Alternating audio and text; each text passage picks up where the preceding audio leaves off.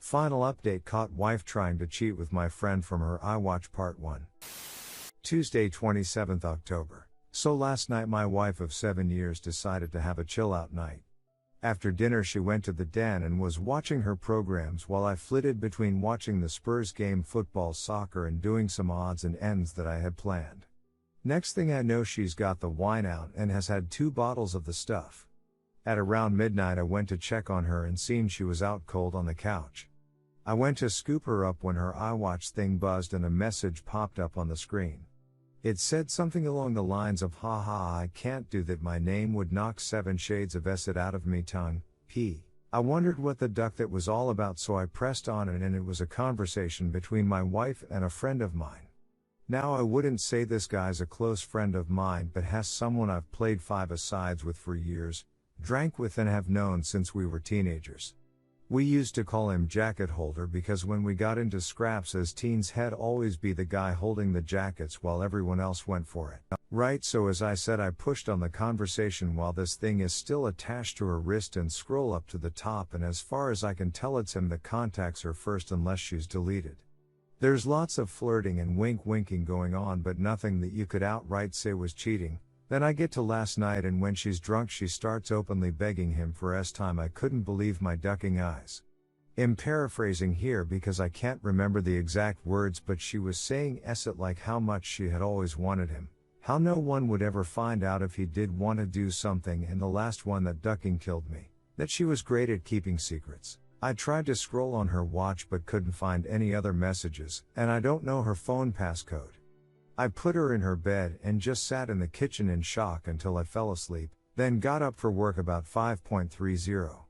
When I went to get in my work van, I'd just slunk down on the wheel and realized I couldn't face it, so I went back in the house, grabbed a half-drunk bottle of vodka, filled to the top with Coke, and went on a walk down the railway line. We live beside a lot of woodland and a disused railway line that goes for miles, and I've walked about half the length of it.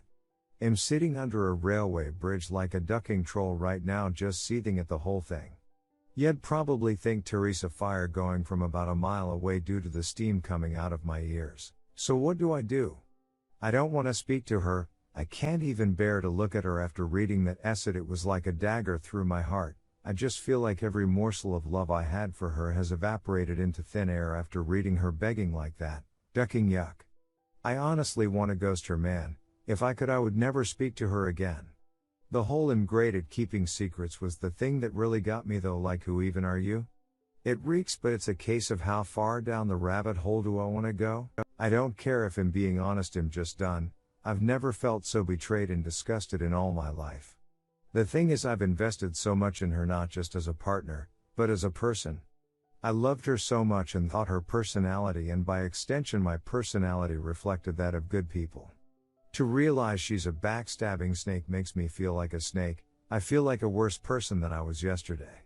The only way I can describe it is for someone you looked up to, took advice and life lessons from, to suddenly find out they were a pedo or are pissed or just a downright creep. Your entire perception of yourself and who you are would be shattered, because you've took on board what they've said and invested time into a creep.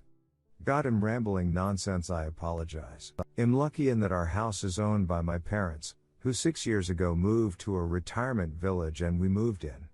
The house will be bequeathed to me when they die, but I don't and hopefully won't own it for a long time. They couldn't be bothered with the upkeep and all the problems etc., and wanted to see out their final days in peace, so when we do divorce, my soon-to-be ex won't be getting her hands on it. So what do I do then?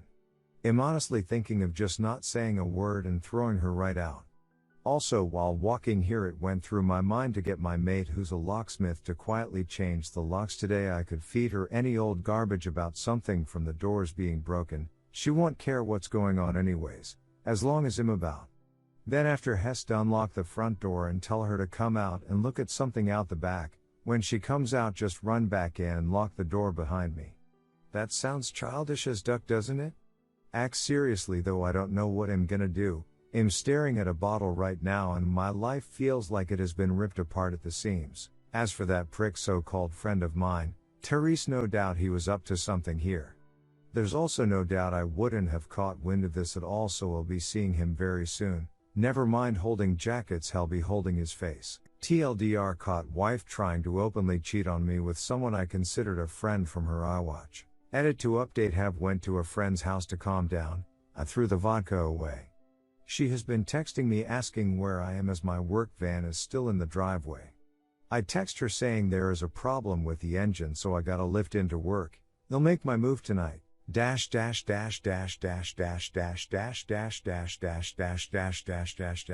Wednesday 28th October. Thank you to everyone who reached out to me after my first post, was really appreciated. So yesterday after I had written the post and was in a complete mess, 2 dog walkers came over to check on me as I was obviously concerning them. I told them everything, they listened and the first thing one of them said to me was, "Son, the worst thing you can do right now is drink, it'll cause carnage." I have to thank her for that because I was on the highway to hell at that point.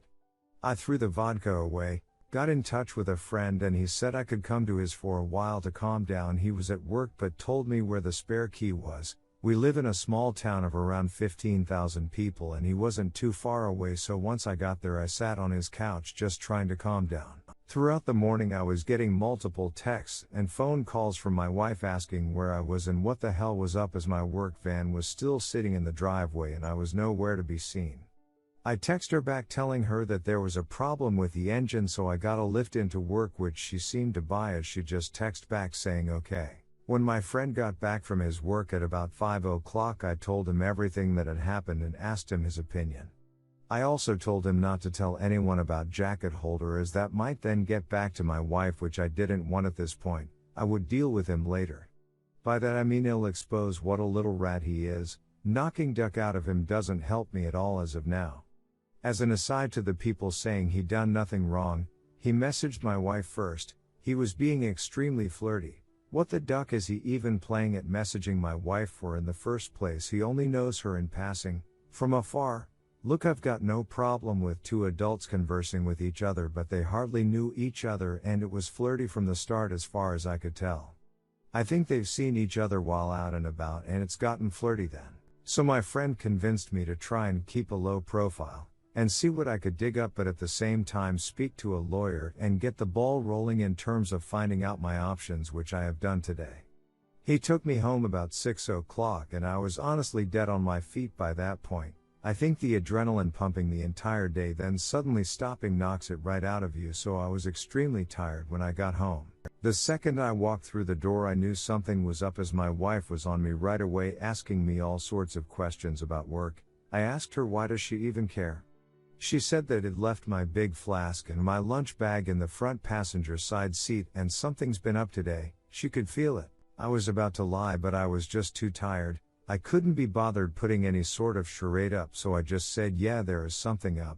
That when I was putting her drunk assay to bed last night a message came up on her iWatch, which I read, and all the other ones, and that she was a ducking disgusting cheat that I wanted nothing more to do with. Her demeanor went from an arms-crossed person in power to scared little girl within about a second. Good at keeping secrets, eh? Begging that little rat for S-time, eh? Yep, read it all. She started sobbing and I just walked away and upstairs into the shower. When I got out she was sitting on the top stair crying still and the excuses started right away. How she was drunk, vulnerable, had never done anything like that before, how he had messaged her first and it didn't mean anything. She was never gonna go through with it. Pretty much everything that everyone on here was saying she would say, like she had the playbook out. The only thing she didn't do was try and blame me. She probably knew I would have thrown her right out the door if she had tried that exit. I told her that I wanted a divorce and her out of the house within a month. Also told her that she was moving to the spare room.